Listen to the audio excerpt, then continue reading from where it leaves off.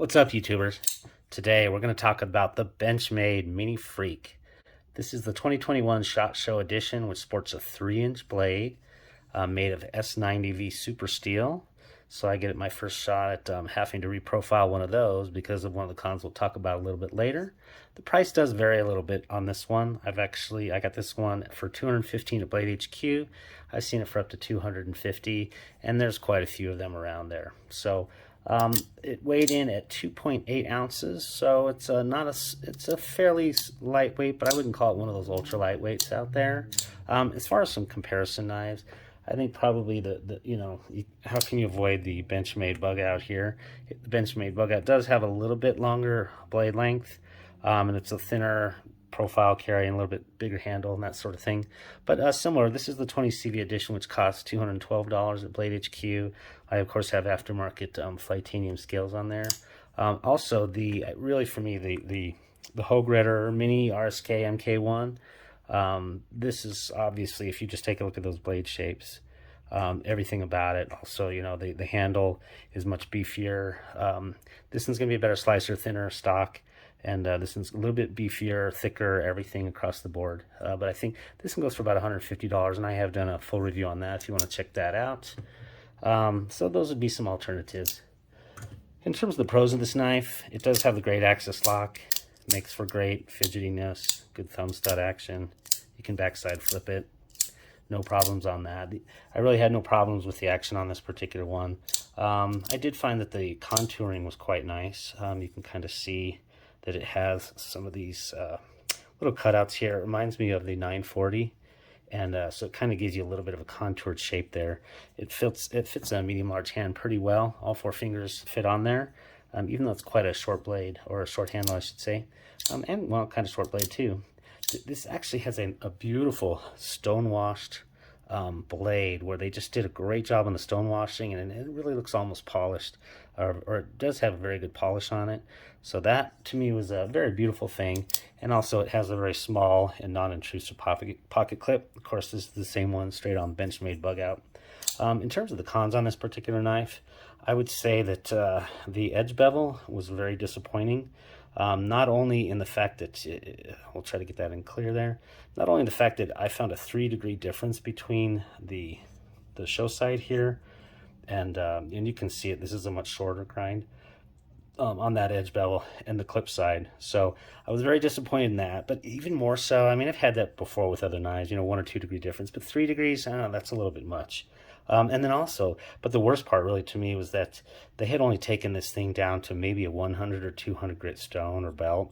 It literally ended up dull in the belly. It's actually sharper out here in the flat, so I won't be dragging on that.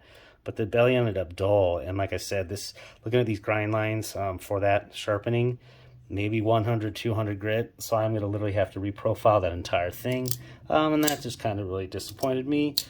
As far as the last thing is kind of a color coordination issue. I don't understand why they have some decent black and hardware, and it looks good with this jade green coloring here, but then they left this one as basically satin for the retraction for the axis lock, as well as the cartridge in there, and it's not like that there's something logistically they couldn't do that, because they did that just fine with this bug out, where they have titanium nitride or some sort of nitride on that steel in there to get that all fixed out. I'm gonna go and leave that there for a second. And then the other thing is they have these nice green backstops here, but they made the thumb stud black. It's almost as if they just had extra hardware around. And again, on this bug out, they had the green backstops and then the matching thumb studs there. So not entirely sure why on that. And then the last thing is the clip here. Is they went ahead with just this, it looks like a bee blasted. It's not even like it's satin and matches the retraction there with the axis lock. It just looks like it's out of place. They could have made that satin or something, but we ended up with a bead blasted clip there. So we ended up with just these really strange colors. I'll go ahead and move that out at this point in time. This just could have been replaced with black, and that would have improved this 50%.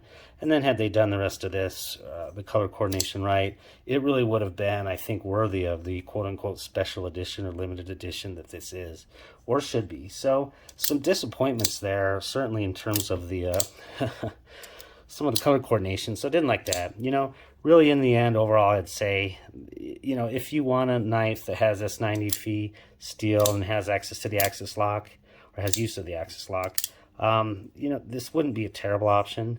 It seems, I don't know, I'm just a little bit disappointed in some of it. You may have to do some of your own replacements. So, for example, I might have to end up replacing those just because it'll drive me crazy not having those match with the green backstops there. And, you know, but if you need to stick with a 3-inch blade that's kind of a small little tank, a little bit tougher than a bug out, fits nice in the hand, is comfortable, easy to carry, and cuts, this is not a bad option. Just be prepared with this particular edition having to do a little bit.